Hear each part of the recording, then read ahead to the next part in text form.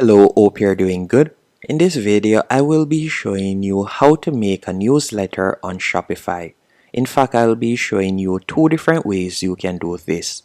The first option is once on your Shopify admin page, you can go over to the left-hand menu option and select Online Store. After selecting Online Store, from there you'll be redirected to the Themes page. On the Themes page, you could tap on Customize beside the theme that you're using. Then you're going to be redirected to your home page. On the home page, all you'll need to do is go over to the left-hand menu option. Then from there, you're just going to tap on Add Section. After tapping on Add Section, you could select Email Sign Up. So you'll add an email sign up section on your home page. After adding the email sign up section, you're going to tap on Save in the top right-hand corner. Once you have done this, I want you to tap on Exit in the top left-hand corner. Then you're going to tap on Marketing in the top left-hand corner right here. After selecting Marketing, you're going to tap on Create Campaign in the top right-hand corner. Keep in mind, to use this option, you will need to go onto the Shopify paid plan. But I'll also be showing you an option that you can use on the free plan. So we're going to tap on Email. After selecting email, you'll select Shopify email, and with this you'll be able to send 10,000 email for free per month. So once on this page, as you can see right here, just give it a few seconds to load up. From here you could add your store logo. You can also set up your store name. You can customize it right there. And you can also select the font that you would like to use. And you're going to see an example of how it looks right here with the example email. Once everything is to your liking, you'll tap on Next in the top right hand corner. Then from the drop down menu option, you're going to select Newsletters from the left hand menu option right here. After you have done that, you can see the different options. You can either select a blank, and from there you could customize the email, or you could select Newsletter and you can see their newsletter template, and then from there you can also choose to customize this template. So if we were to tap on Select right here, you can now start customizing your template. And as I said earlier, you will need to go on their paid plan to use this. Once there, you can tap on Send Test and you'll be able to send a test email. Now if we were to go back by tapping on Exit, you can also automate this. So you could tap on Create Automation in the top right hand corner.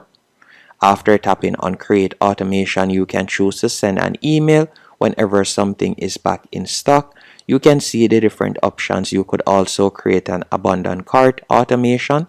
So whenever someone signs up and didn't follow through with their purchase, instead they left their item in the shopping cart, you will be able to retarget them with an email. Now, to set this up for free, what I would recommend you do is go over to the left hand menu option and select Add Apps. Then you're going to tap on Shopify App Store, and we are just going to quickly be installing an app. You're going to tap on the search bar at the top of the page, and from here I want you to type in email, so you can do that real quick, and you're going to select email marketing. After selecting email marketing, there are numerous apps that you can choose from. One of my favorite is Klaviyo right here. You also have Yotpo, which is a popular option that you can use. So you could select the Yotpo option right here, email and SMS marketing. With Yotpo, if we were to scroll down, you can see with the free plan, you'll be able to send up to 10,000 emails per month. So you can see right there. So there's no plan, you just pay what you send. So to get started, we're going to tap on Install. After selecting Install, you're going to tap on Install once more. Then you're going to be redirected to the Yotpo dashboard. So once you have selected Install, you'll be redirected to the Yotpo dashboard.